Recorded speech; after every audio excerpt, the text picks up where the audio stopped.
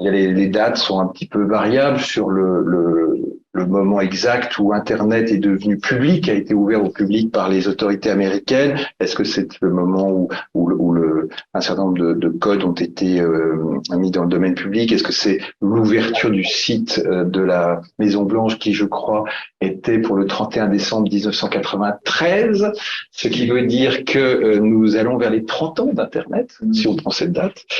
Donc je ferai cette relecture avec vous, avec finalement le constat que les promesses d'Internet n'ont été tenues finalement qu'en apparence, un essai d'analyse des causes de cette comment dire de cette un peu déception par rapport à ce qui avait été annoncé dans les années 90 et proposer quelques remèdes, quelques propositions pour régler les pathologies que l'on voit apparaître depuis un certain nombre d'années. Alors, est-ce que c'est un effet de l'âge, le mien, ou est-ce que c'est l'anniversaire tout proche, encore une fois, des 30 ans de l'ouverture au public du site Internet de la Maison-Blanche par l'administration Clinton? Toujours est-il qu'il me semble que un essai de rétroaction ou de relecture est indispensable pour évaluer ce qui s'est passé et permettre ainsi une prospective de l'économie et de la société numérique et aussi aider aux décisions qui sont sans doute à prendre au niveau politique. Alors, ma méthodologie sera assez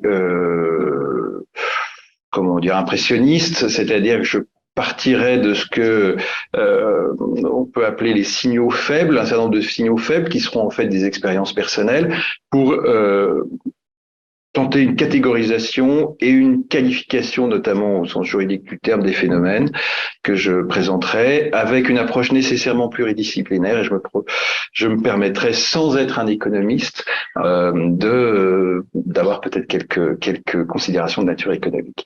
Donc c'est plutôt l'analyse d'un témoignage très franco-centrique, comme vous le verrez. Je suis désolé, je partirai de ce que j'ai vécu et de ce que je sais. Donc voilà. Bon. Avec un caveat important, c'est qu'évidemment, je ne m'exprime qu'à titre personnel et académique et que je n'engage absolument pas les institutions auxquelles j'appartiens. Alors, une page de publicité sur FIDES, qui est le forum sur les interactions entre le droit, l'économie et la société. C'est une association de la loi 1905, donc à but non lucratif. C'est un think tank pluridisciplinaire pour le droit, l'économie et d'autres sciences humaines et sociales. Et nous voulons donc éclairer la décision, enrichir le débat public sur les interactions entre le droit et la science économique. Un des 5 thématiques est justement l'économie et la société numérique. Nous soutenons des recherches pluridisciplinaires. Bon an, mal an, nous publions, nous soutenons la publication d'un ouvrage et nous faisons à peu près une conférence tous les trimestres. À la fin du premier trimestre, on aura l'honneur et le plaisir de participer à la conférence organisée par Karim sur les services publics algorithmiques à Paris.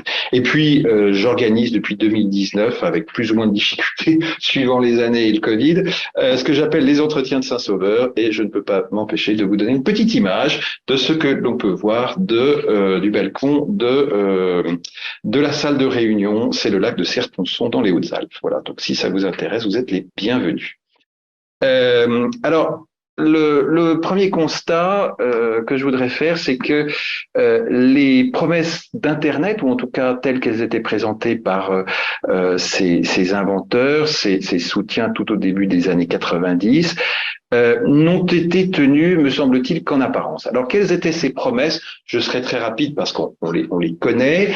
C'était en quelque sorte une création, ou plutôt une créativité individuelle qui était libérée d'un point de vue économique et aussi d'un point de vue intellectuel. C'était aussi la promesse du point de vue économique d'améliorer la productivité de toute une série d'industries et de services.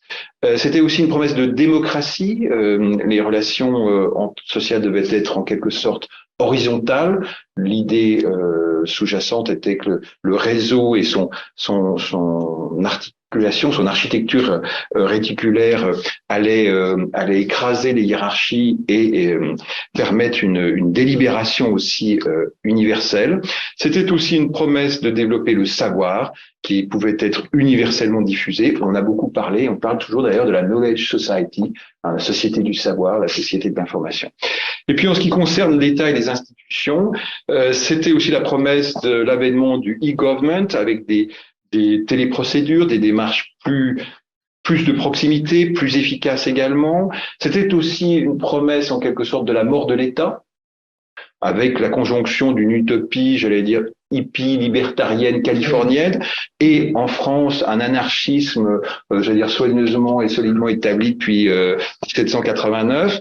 Et on annonçait en quelque sorte un monde sans régulateur, sans frontières, avec un débat qui, dès le début, d'ailleurs, c'est assez intéressant, j'ai relu un certain nombre notamment de débats au Parlement en 1997 sur un certain nombre de projets de loi qui n'ont d'ailleurs débouché que beaucoup plus tard en 2004. C'était vraiment la promesse d'un monde d'une très grande liberté. Alors, qu'est-ce qui s'est passé? Alors, ces promesses ont été en partie tenues.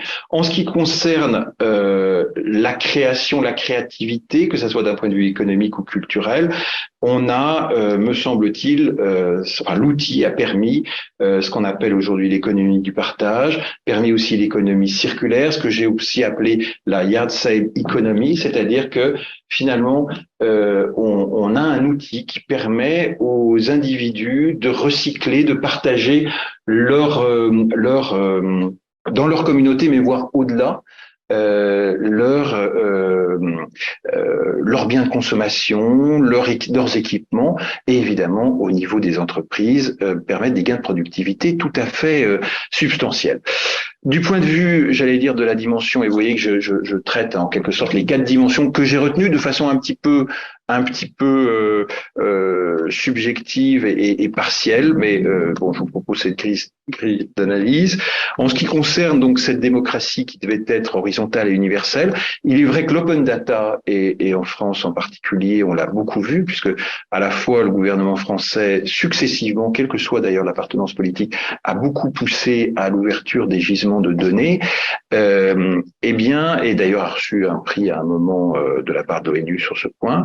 L'open data crée de la transparence, crée aussi de nouvelles opportunités d'évaluer les politiques publiques et de les évaluer de façon indépendante. Et puis, c'est l'avènement de ce que j'appellerais aussi les flash mobs politiques, c'est-à-dire les possibilités de mobilisation très rapides et très décentralisées. On connaît évidemment les printemps arabes. Un point qui est intéressant, c'est que les gilets jaunes en France sont ce qu'on connaît peut-être moins bien à l'extérieur. Le mouvement ne s'est pas développé, j'y reviendrai, grâce à Internet, mais il a gagné en puissance et en constance grâce aux réseaux sociaux.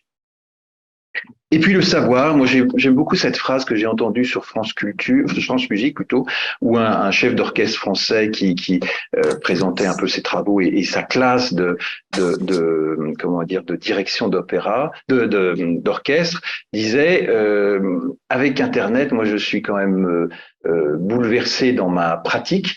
Et une fois, un étudiant est venu en brandissant sa clé USB en disant j'ai tout Mozart.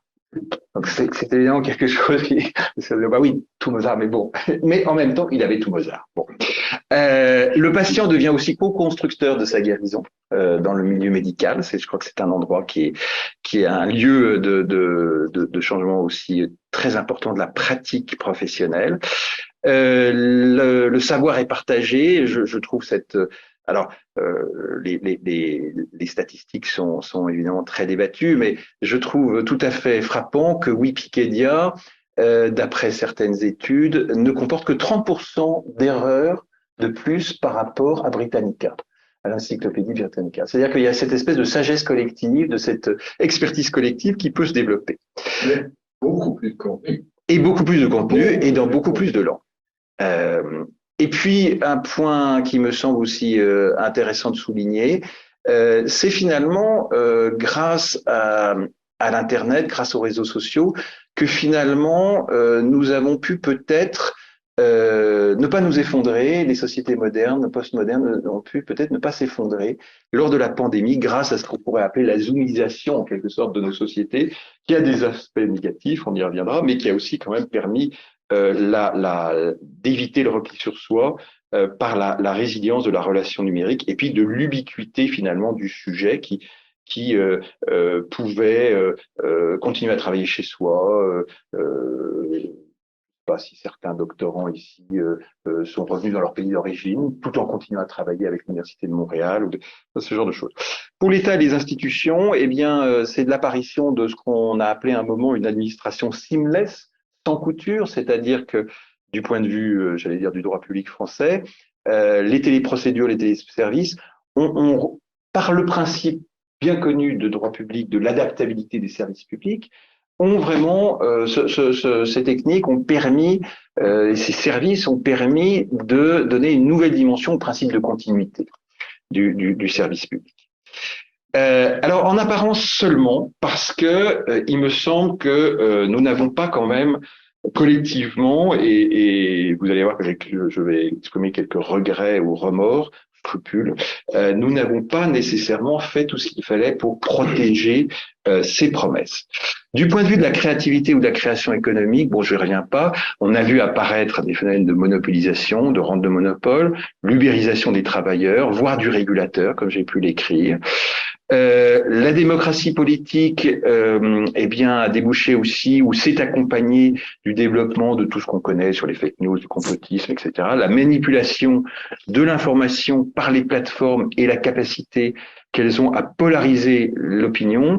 De nombreux travaux l'ont montré, en particulier ceux de Twitter, mais je retiens ceux de Chaval-Arias.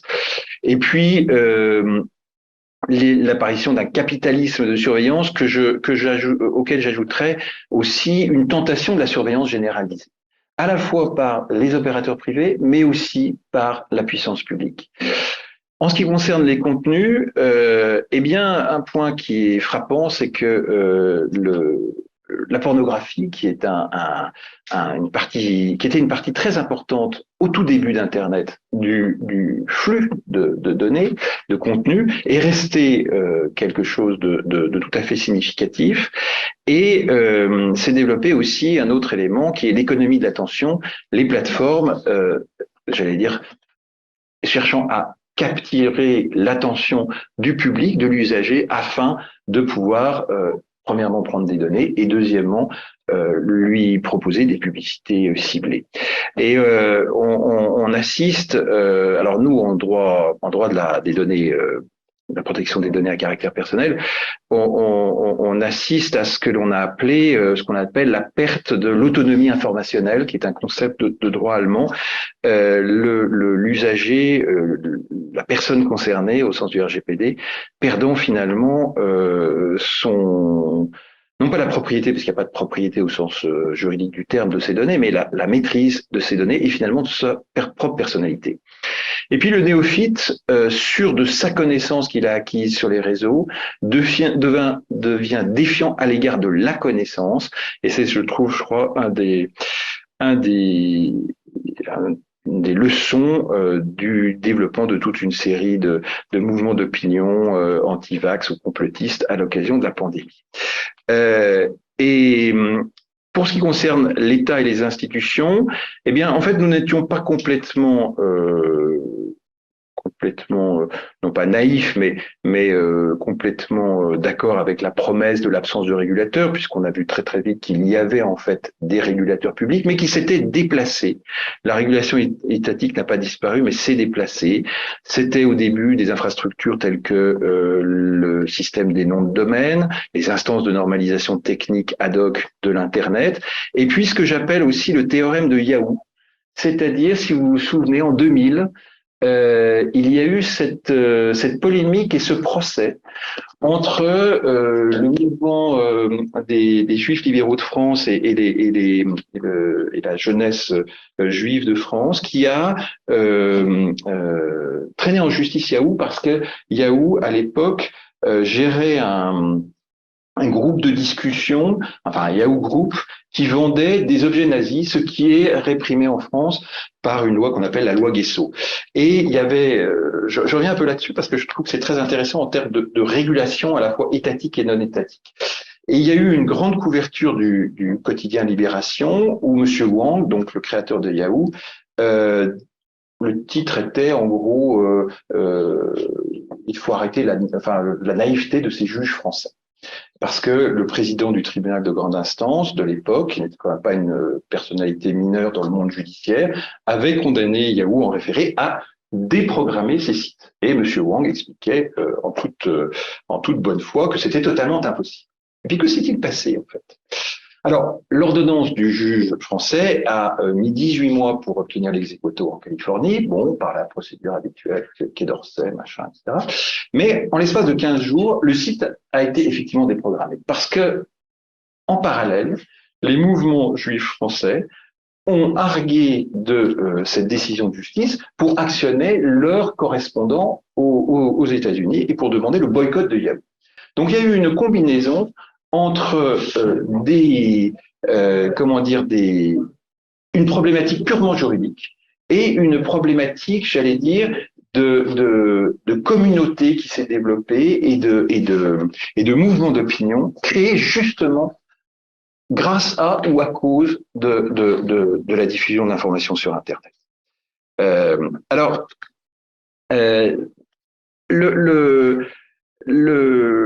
la conclusion de ce rappel historique, en quelque sorte un peu impressionniste, c'est que il me semble, j'allais dire de façon générale, pas seulement à moi, mais de façon partagée, que la mise en œuvre donc de ces technologies a produit un total changement de paradigme, voire cette notion que je trouve intéressante de transition fulgurante et de rupture épistémologique.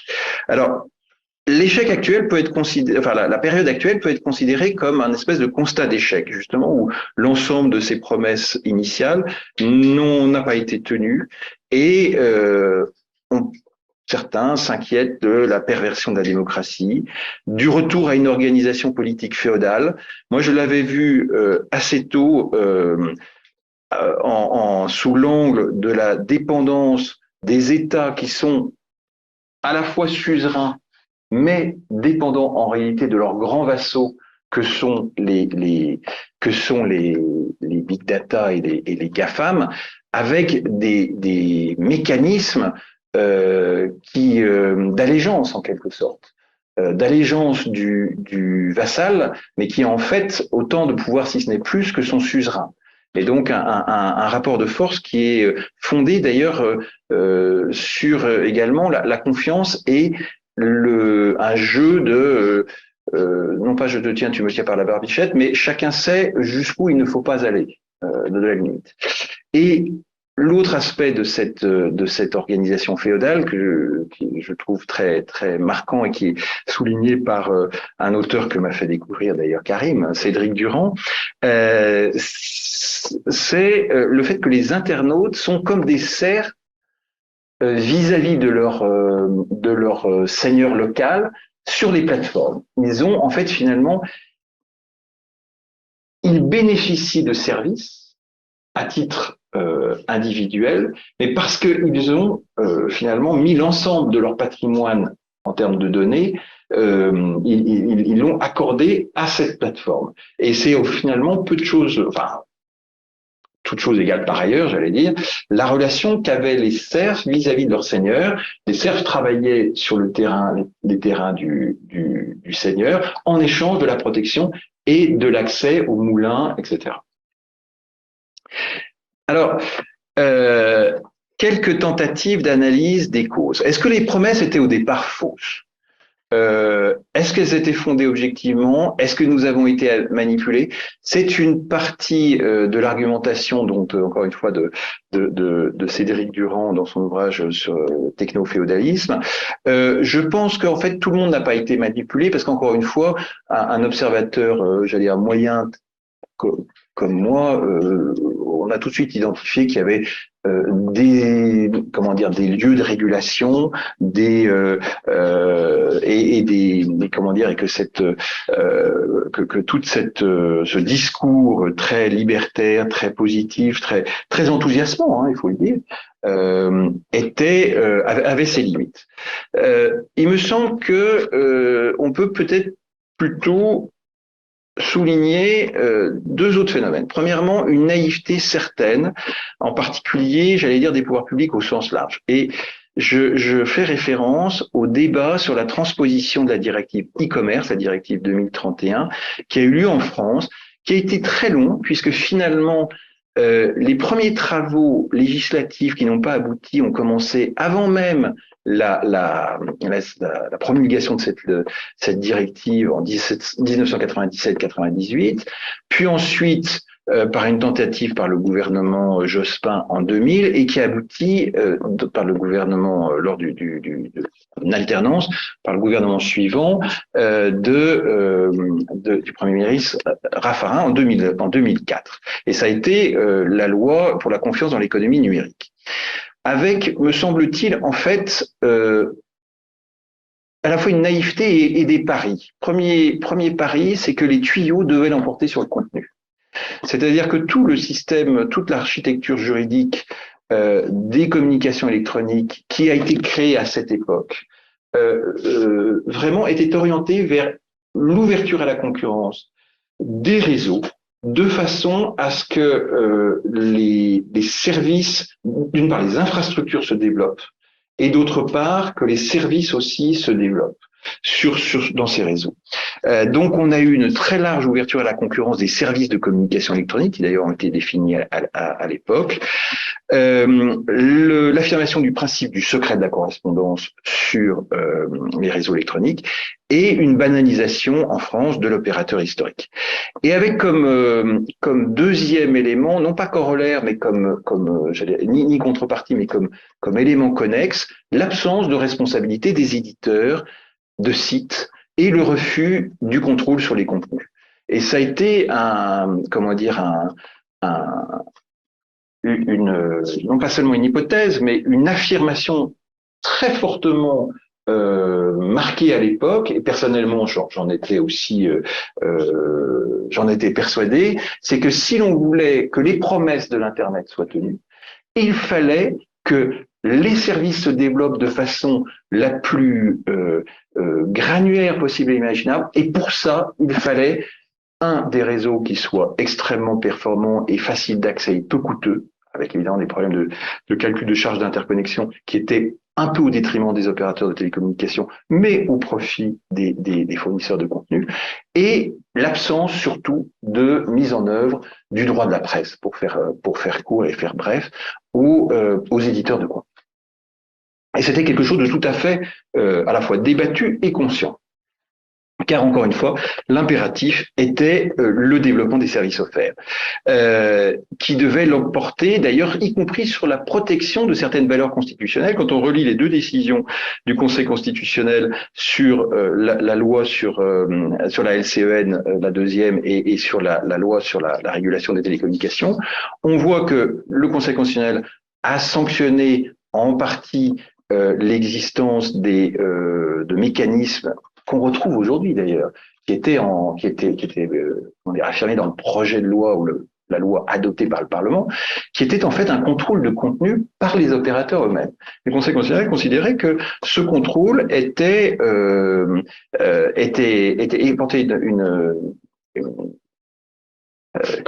excessif par rapport à la protection de la liberté de l'information. Bon, et là, évidemment, et notamment parce que le juge n'intervenait pas. Mais en tout cas, ça a, pendant un certain temps, et j'allais dire jusqu'à une période très récente, marqué un peu un coup d'arrêt en France aux velléités de contrôler le contenu qui circule sur les réseaux. Alors, troisième après, en quelque sorte,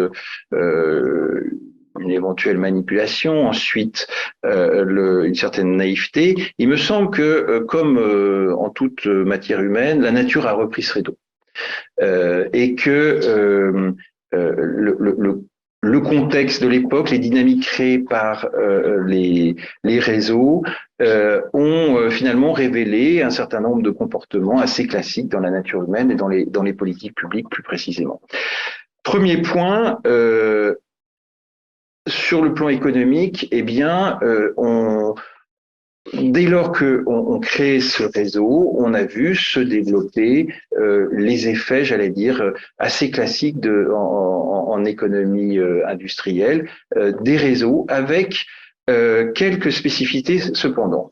L'une de ces spécificités qui à la fois tient à l'économie des réseaux, mais aussi à la problématique des usages, c'est que on a vu apparaître ce phénomène que the winner catches all. The winner qui n'est pas le premier entrant. C'est ça que je trouve intéressant, c'est que la tendance à la monopolisation de l'économie numérique s'explique par des phénomènes économiques qui sont notamment les rendements croissants, voire extrêmement croissants, voire infiniment croissants que génère la numérisation de l'information. Le rendement croissant, c'est quoi? C'est que, on le sait bien tous,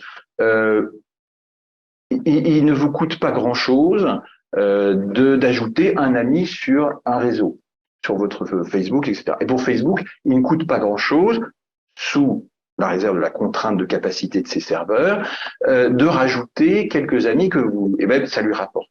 Et donc, vous n'avez pas ce qui existe en microéconomie classique, dans une industrie classique, c'est-à-dire que vous avez des rendements d'échelle qui sont croissants jusqu'au moment où il faut que vous investissiez et vous avez à ce moment-là les coûts qui réaugmentent et vous avez au contraire un système dans lequel sous encore une fois la contrainte de capacité, mais qui peut être une contrainte extrêmement lointaine, eh bien les rendements sont, j'allais dire, de plus en plus croissants, les économies d'échelle sont de plus en plus fortes. Ce qui génère un phénomène j'allais dire, premièrement un phénomène de monopole naturel, c'est-à-dire que c'est le premier, alors pas le premier qui rentre, mais le premier c'est pour ça que je dis que c'est le winner, qui rentre et satisfait le besoin de l'usager. Parce que l'usage est encore une fois finalement le juge de paix du phénomène de concentration de l'industrie numérique. Et à ce moment-là, le winner qui a à la fois génère ces rendements d'échelle croissants et satisfait le besoin, eh bien va développer des rentes de plus en plus importantes. Ce qui lui permet ensuite de repousser encore un peu plus loin la contrainte de capacité, ce qui lui permet d'améliorer sa technologie, etc., etc. Et en même temps, du côté des usagers, il y a des phénomènes aussi de lock-in, c'est-à-dire que l'usager a de plus en plus intérêt, comme dans les réseaux physiques ou les réseaux intangibles traditionnels, a de plus en plus intérêt à participer au réseau parce qu'il y a des effets d'envergure qui se développent, etc. Donc le phénomène s'accroît et est extrêmement dynamique. Ceci s'est vu évidemment avec le web 1.0, mais ces phénomènes se multiplient avec le web 2.0, avec l'ère des plateformes. Et je passe sur ces points. Et puis le troisième élément, tout est centré, une grande partie de ces effets est centrée sur la donnée à caractère personnel, qui à la fois permet de développer une industrie de la publicité ciblée, donc une amélioration des rendements de la publicité, une amélioration donc des profits de marketing de l'industrie classique, et avec un phénomène que moi je résume de cette façon, c'est une analyse qui est très personnelle, c'est que peu à peu, on voit apparaître un phénomène qui est que le réseau, c'est également l'usager. C'est l'individu qui devient le réseau. C'est-à-dire que vos données personnelles deviennent, créent un réseau autour de vous. Et on l'a particulièrement vu dans la problématique des cookies, puisque finalement, vous êtes, vous, individus, avec vos données à caractère personnel, vous devenez à la tête d'un réseau d'applications, mais aussi d'un réseau de personnes, puisque par exemple, vos correspondants vont devenir une denrée pour les plateformes, à leur insu d'ailleurs, mais c'est vous qui êtes à l'origine comment dire, de cette diffusion de l'information. Deuxième dimension, les marchés financiers, et en particulier les marchés financiers américains, me semblent avoir joué un rôle tout à fait structurant, dans la mesure où leurs anticipations se sont révélées autoréalisatrices. Alors, quelles étaient ces anticipations?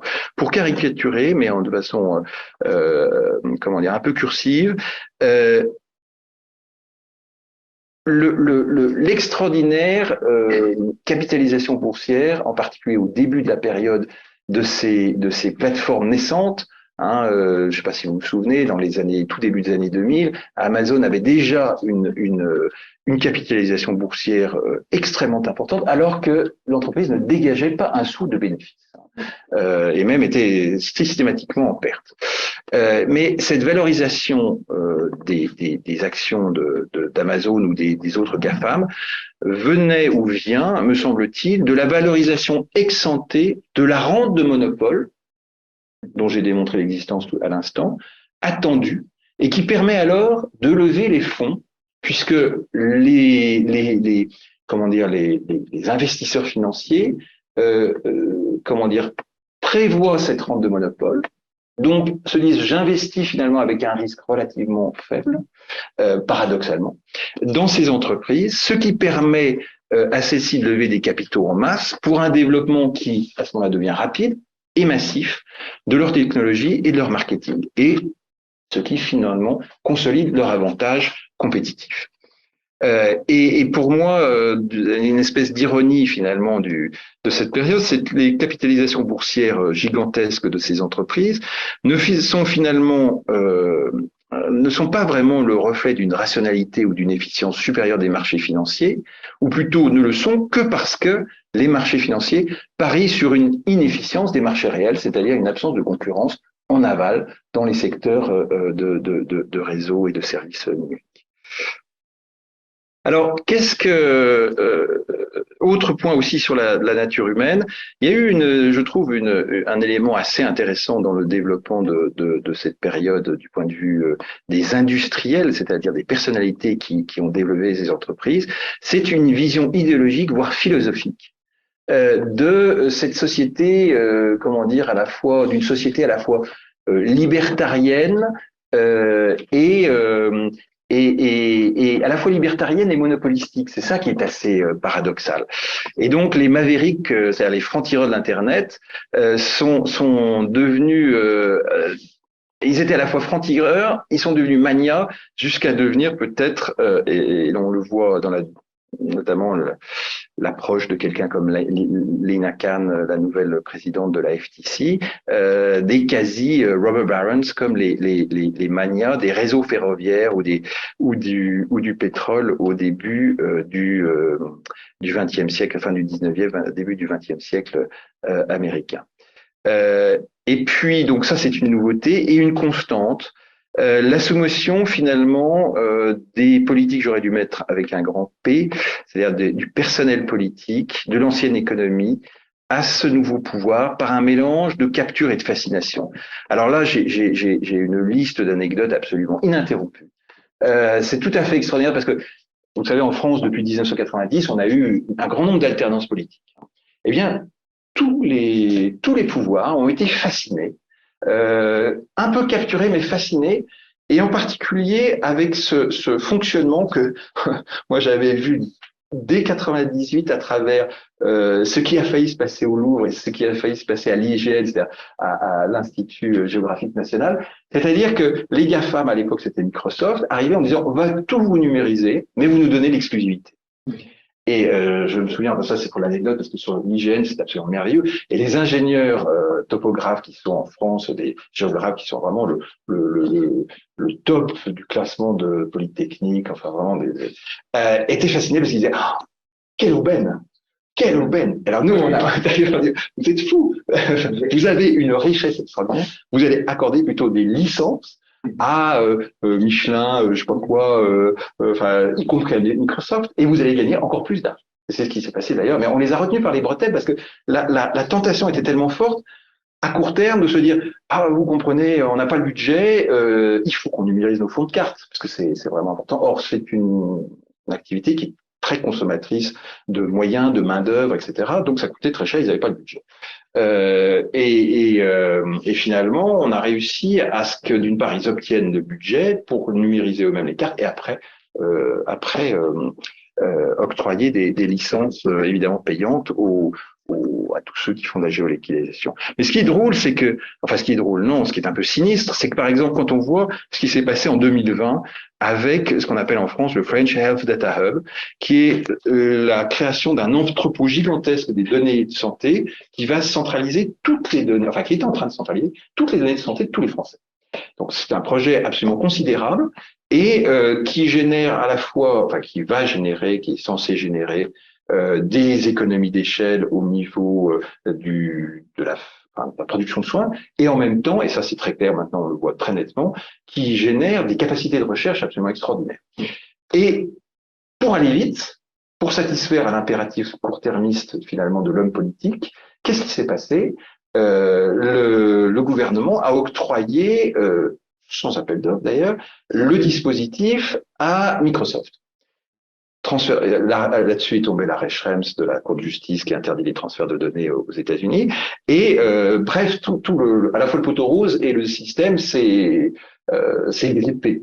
Et il y a une très belle ordonnance d'ailleurs du juge des référés du Conseil d'État qui le démontre. Mais il y avait toujours cette fascination. On a le truc, un succès rapide. Et la fascination aussi avec la distribution des tablettes dans les écoles qui perdurent, des tablettes qui sont évidemment équipées de logiciels propriétaires, etc., etc. Alors, quel remède comment limiter j'ai encore un petit peu de temps ou pas comment limiter les effets, j'allais dire négatifs, défavorables de l'avènement de l'Internet. Et comment retrouver en quelque sorte les promesses initiales. Pour mener cette réflexion, je vous propose d'abord d'identifier nos objectifs dans cette démarche. Ça peut être de surmonter les risques de la virtualisation du monde réel pour lui donner toutes ses potentialités. Alors, avec quels moyens? Je vois trois dimensions, je propose de partager trois dimensions. Encadrer le marché, rendre le pouvoir à l'usager et finalement redonner la main à la personne. Encadrer le marché, je trouve qu'il est intéressant de voir que le politique reprend la main à travers le droit de la concurrence. Et toute la réflexion qui est menée depuis à peu près 2014-2016, par exemple, par le Bundeskartellamt, par l'autorité de la concurrence, par l'autorité britannique sur l'application du droit de la concurrence classique à l'économie numérique, traduit un peu cette volonté de reprendre en main et de faire du droit de la concurrence non plus seulement un instrument, mais vraiment une politique. Et je trouve on retrouve, enfin je constate qu'on retrouve finalement ce qui était à l'essence du Sherman Act de 1890 aux États-Unis, c'est-à-dire un instrument, le droit de la concurrence, qui poursuit finalement un but d'intervention publique dans une économie libérale. Et aussi un but politique. Et on y reviendra. Alors, avec des modalités qui sont donc classiques, l'action contre les pratiques anticoncurrentielles par une redéfinition des critères habituels. La notion de marché pertinent doit être redéfinie à l'aune, et celle de pouvoir de marché à l'aune de l'économie de la donnée, puisque l'économie de la donnée n'est pas nécessairement, ou plutôt la captation des données, et en particulier des données à caractère personnel, ne se traduit pas immédiatement ou à du concurrence par un marché publicitaire, etc. Mais confère à celui qui détient les données une position dominante en aval sur ce marché connexe. Donc il faut à ce moment-là faire remonter l'analyse du marché pertinent et l'analyse du pouvoir de marché, non plus sur le marché seulement de marché publicitaire, mais en amont sur finalement l'audience. ce qu'on pourrait qualifier d'audience ou de capacité à générer, à capturer des données. Mais les modalités ensuite, à la fin du raisonnement, sont assez classiques, abus de position dominante, depuis peu un contrôle de plus en plus strict sur les fusions ou plutôt acquisitions par les GAFAM d'entreprises type start-up de façon à faire apparaître ce qu'on appelle les killer mergers, c'est-à-dire où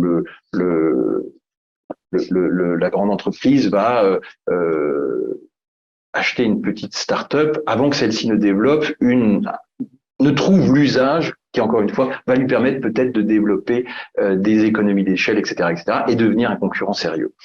Et puis, une réflexion sur les remèdes structurels. Ex post, on le voit aux États-Unis, des appels au démantèlement des grandes plateformes, on le voit aussi en France d'ailleurs, et une éventuelle qualification en infrastructure essentielle de ces plateformes.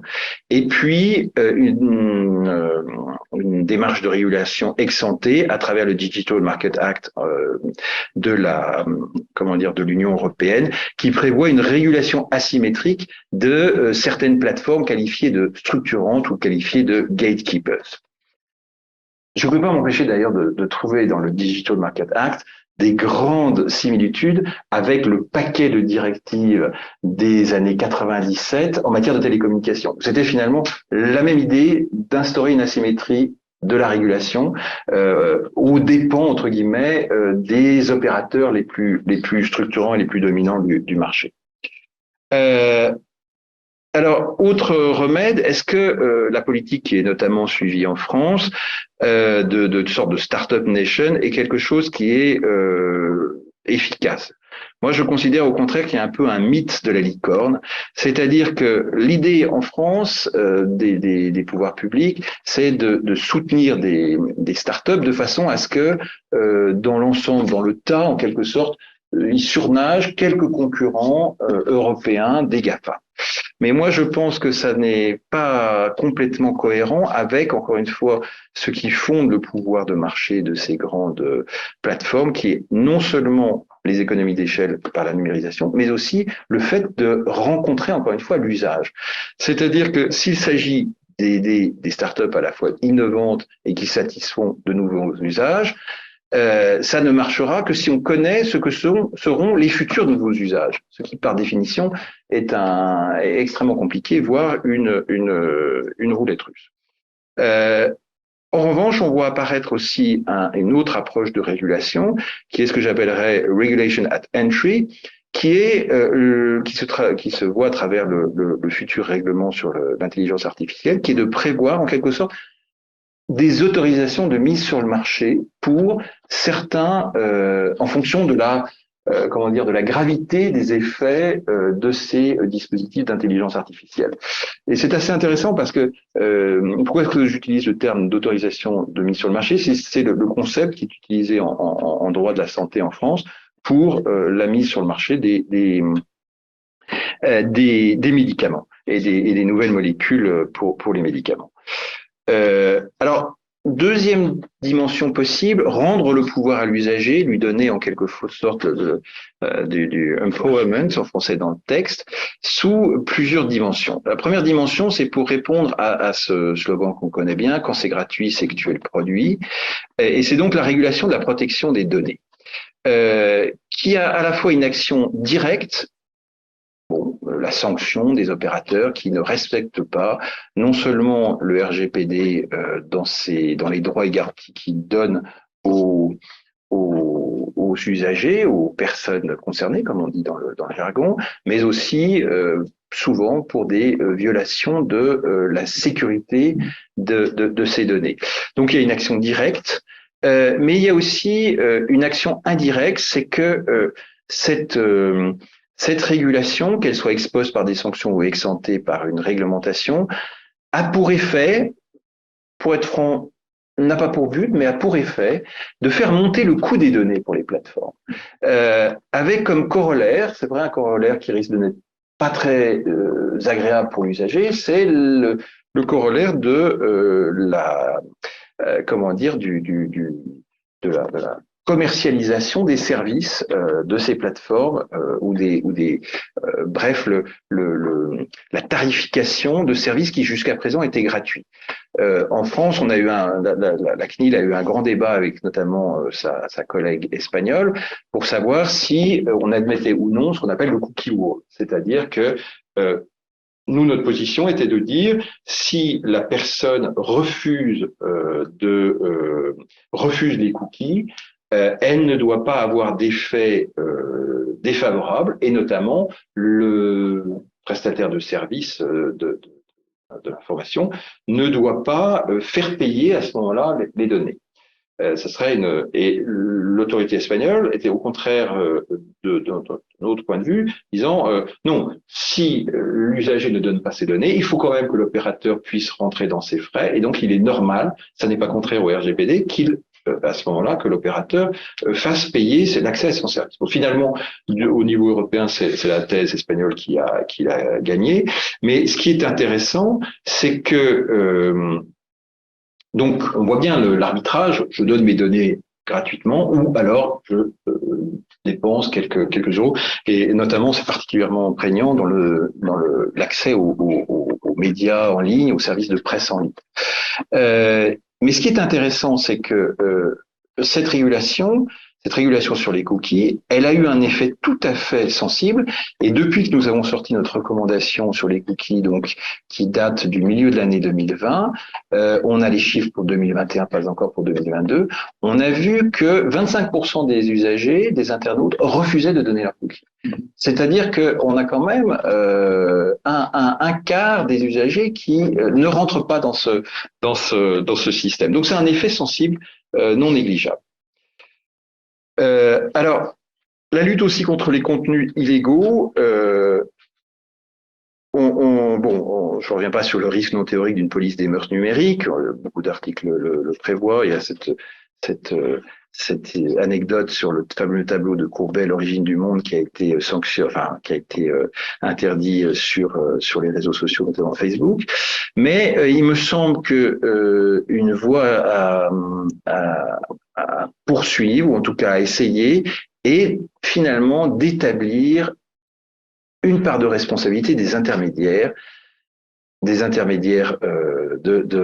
la société de l'information, et en particulier des fournisseurs de contenu, comme étant une responsabilité éditoriale avec le régime de la presse. Alors évidemment, on ne peut pas transposer le régime de la presse tel quel, mais encore une fois, je pense qu'il y a une réflexion à mener qui pour l'instant ne semble pas être menée, ou en tout cas pas être acceptée par l'écosystème. On a vu avec l'affaire Yahoo en 2000 que ça n'était pas impossible d'obtenir un contrôle de contenu effectif. Ceci correspond finalement au travail des algorithmes qui définissent non pas une politique éditoriale, parce que ça voudrait dire qu'éventuellement les calculateurs, les producteurs de ces algorithmes ont un objectif particulier. Enfin, on voit bien que les algorithmes ont tendance à, encore une fois, polariser le contenu des réseaux sociaux sur certaines thématiques, en tout cas à le polariser, donc il y a un travail éditorial. Et malheureusement, ce point n'est pas repris par le Digital Service Act, qui ne touche pas à ce dogme né au tout début des années 2000 de la responsabilité limitée, voire nulle des intermédiaires.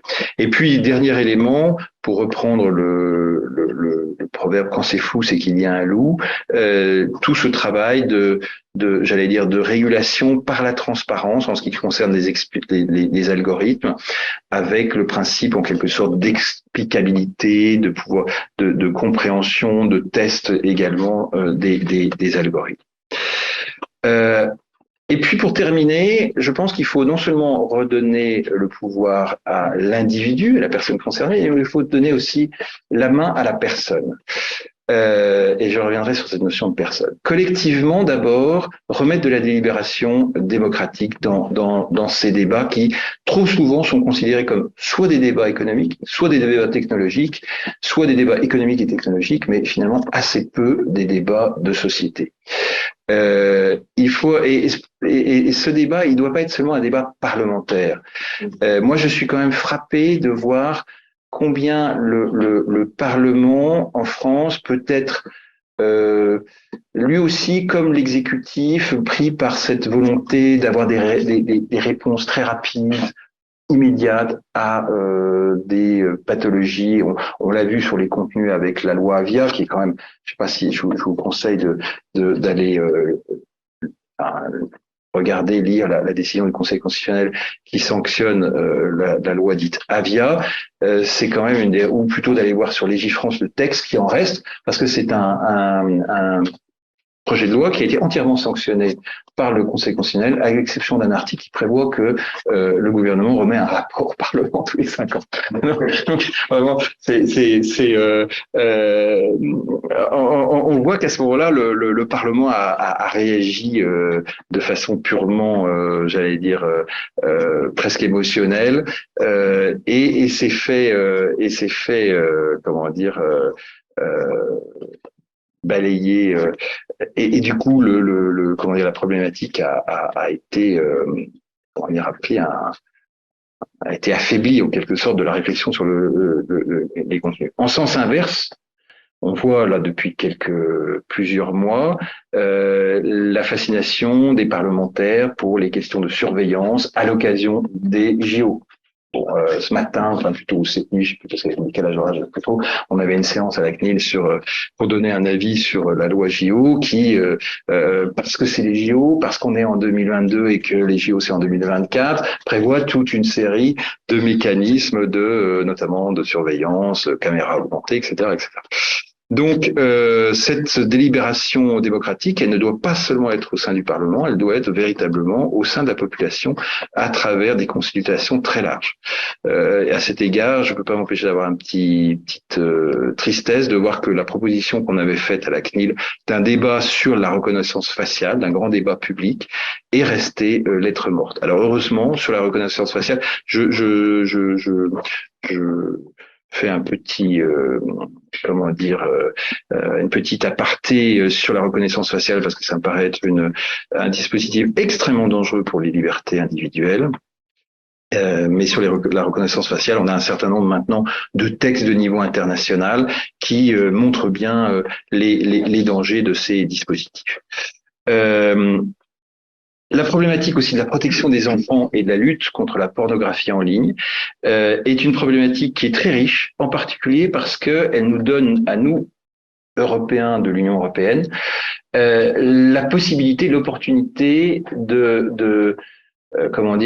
d'attirer vers nous des systèmes juridiques qui sont un peu hostiles à la protection des données. Moi, je suis très frappé de voir que les Américains, les Japonais travaillent avec les Européens sur cette problématique parce que c'est une problématique sur laquelle ils savent qu'en interne, ils peuvent avancer.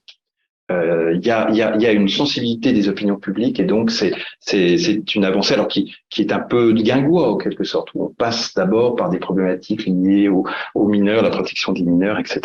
C'est la même chose aussi au Royaume-Uni. Le Royaume-Uni post-Brexit, pour l'accent qui applique le RGPD, mais dont on sent qu'il a une envie un peu de s'en éloigner. Mais sur ce point, on a une grande convergence de vues. Alors.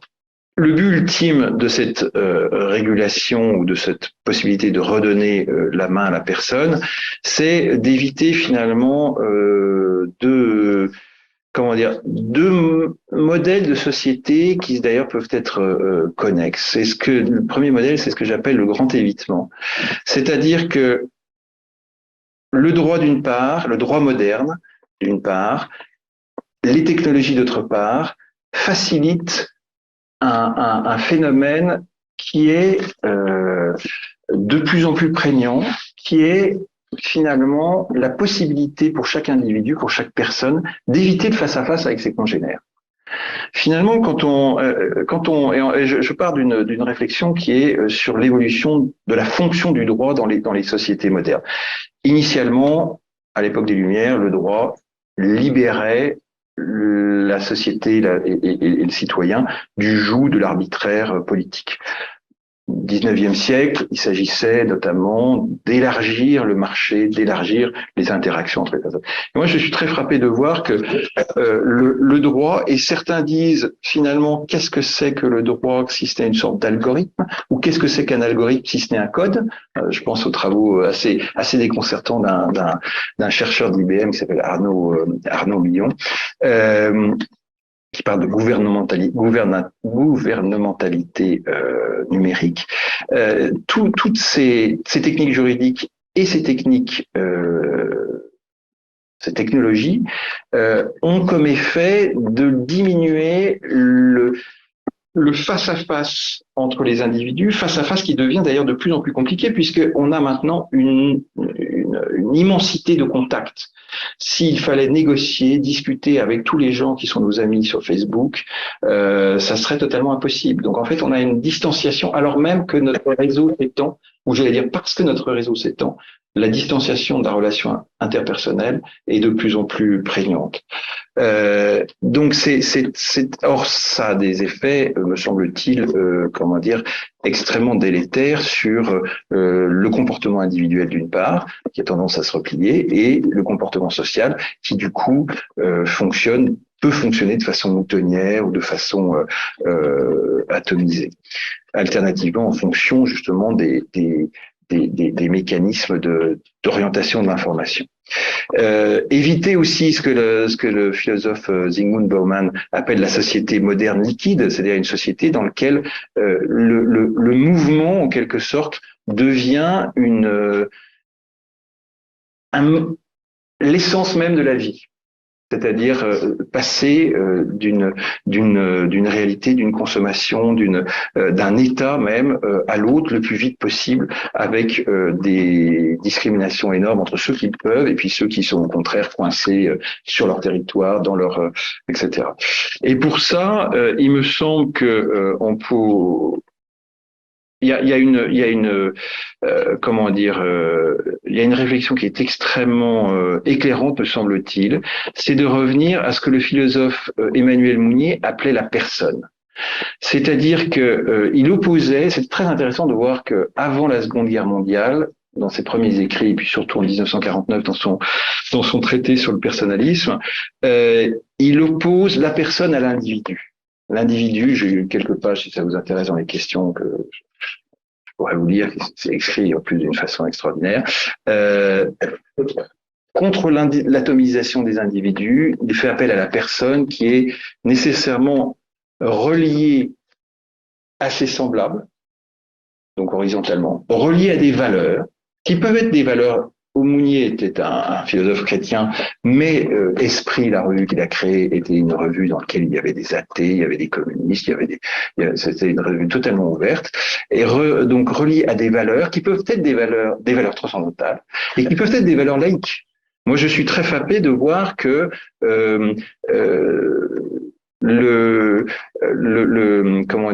des grands principes de la Déclaration des droits de l'homme, bon, le principe d'égalité évidemment, mais le respect de la liberté de l'autre, peuvent être introduits dans notre débat. Et puis, la troisième dimension qui découle aussi de cette du fait que la personne est essentiellement reliée aux autres et à des valeurs, c'est aussi à la nature ou à la création, comme on peut le dire. Donc, c'est cette réflexion que je livre un peu en conclusion avec deux éléments. C'est que il me semble que l'appréhension des effets du numérique sur nos sociétés postmodernes suppose nécessairement une vision holistique, une vision globale. Ne peut pas être une vision seulement économique, seulement une vision technologique, seulement une vision juridique. Il faut nécessairement aussi faire appel à une analyse que les philosophes appellent axiologique, c'est-à-dire fondée sur des valeurs. Et ces valeurs, elles se découlent, par exemple, de la Déclaration des droits de l'homme. Elles peuvent être dans la charte, elles peuvent être laïques, elles peuvent être non laïques au choix. Voilà, merci beaucoup.